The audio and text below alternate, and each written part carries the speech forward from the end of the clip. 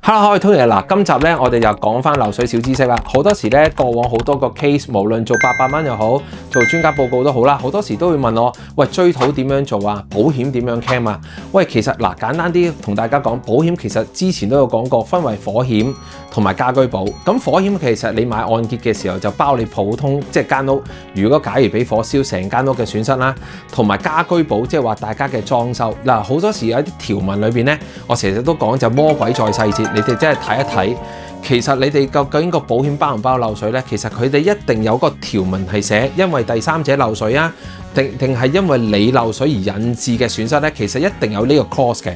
如果大家想知道究竟呢個保險究竟包唔包你漏水或者俾人漏呢？你一定要問翻個經紀或者睇翻你哋個 policy， 究竟你哋包唔包，你就知道究竟賠償得唔得，攞唔攞到，同埋去到幾多啦。